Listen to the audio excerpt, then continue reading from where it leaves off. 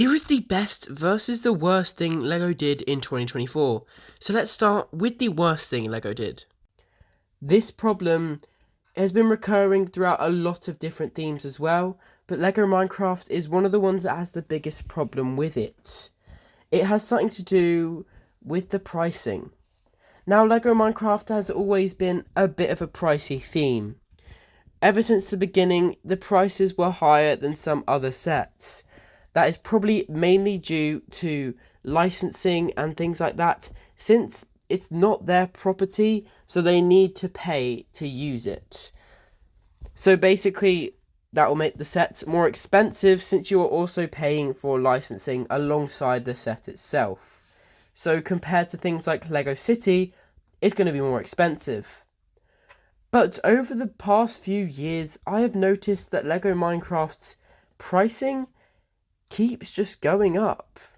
And in the 2024 sets, it's starting to get quite out of hand. Some of these sets can be really, really expensive. And we're talking sets that have quite low piece counts, having over £50 price tags, or $50, $60, whatever you want to say, whatever country you're in, it's quite expensive. I think that they're also taking advantage of the fact that they have the best Minecraft toys out there. And since the price has always been so high, if they incrementally put it up, then people won't notice. Well, I think it's worked because this theme is still popular, but that price has gone up significantly since the beginning of LEGO Minecraft. As the popularity and demand for it increases, the price does so too. That is quite common in these sort of industries, so we've seen it happen here. But one thing that I would say is that there are some anomalies in this. Some sets actually are extremely worth their price tag, with a lot more than you'd expect for how much it costs, especially bringing LEGO Minecraft into mind. Now, one of these is like the Armory. It has so many different exclusive stuff in and things like that. And it's not actually that expensive, which, just goes to show how sometimes it's just about how LEGO feels like they can sell more.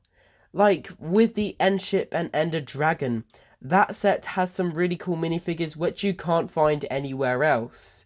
And I think LEGO has thought, we can afford to make it more expensive since people want these minifigures and they can't get them anywhere else. So they are taking advantage of the fact that they have such a large market share for this kind of thing, and they're the only ones who are selling this sort of thing. And they're making individual sets with all of the stuff that people want, so they can make that price tag much larger. It is a smart business strategy, but not so good for us, since it means that we can't get as many sets. Back in the day, you could actually buy a lot more sets because of how cheap they were, or cheapish compared to today. And, well, now they're just starting to get so expensive, you're only going to be aiming to get 1 or 2 sets of a wave. You can't really buy a whole wave with how expensive they are. And now, here is the best choice LEGO made. What was this decision that LEGO made? Because there were so many different things in this wave. It was a really good wave this year, with lots of new things, old things, and bringing things back from older years. But what was the best thing they did? In my opinion, it was improving on what they'd got wrong in past years. Now we see this especially in 3 sets. We have the Nether Portal Ambush, the Endship Battle, and the Badlands Mineshaft.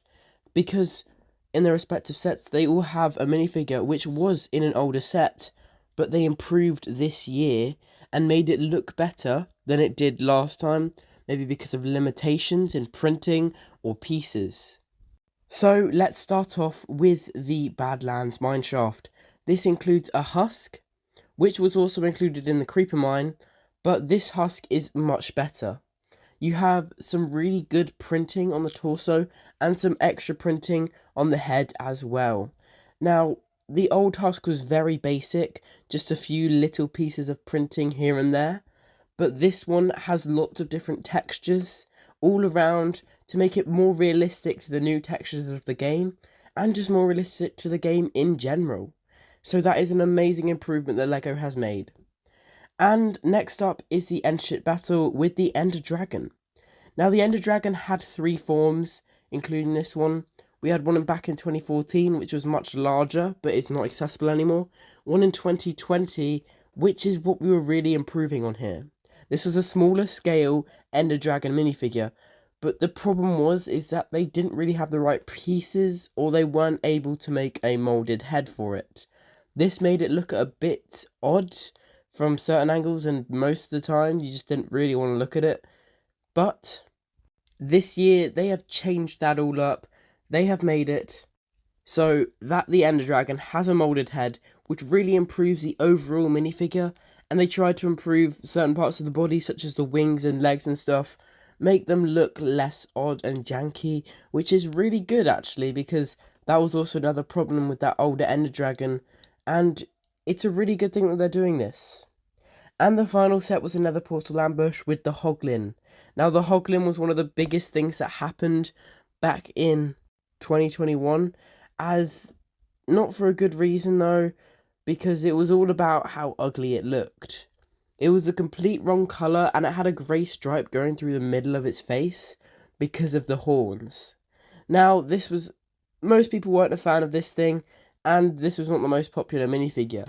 But this year, LEGO have decided they would change that all up and improve this minifigure.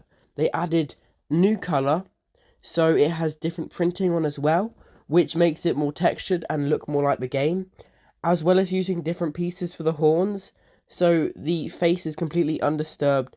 It's just what the face would look like in Minecraft. Now, this is beneficial for us as well, as it means that we can get more accurate minifigures in the future, and maybe it might have been us that had hinted at wanting new minifigures, making it so they made these. They might actually be listening to us and wanting to see if they can improve on what they got wrong.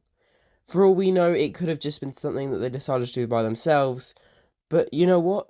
If it was to do with customer reactions to what the different things were like, maybe we can change some other things that we feel weren't so good last year or the year before, and maybe we can ask them to bring back stuff that we haven't seen in ages. It seems like LEGO is starting to listen to their fan base a bit more, especially with this theme, which is really exciting, and I hope it continues in the future, because this wave was a really good one, and let's see what 2025 has to entail. So those were the best and worst choices LEGO made in 2024. I really hope you enjoyed this video. You can subscribe up there. There is another video down there. Really hope you enjoyed, and I'll see you all next time. Bye.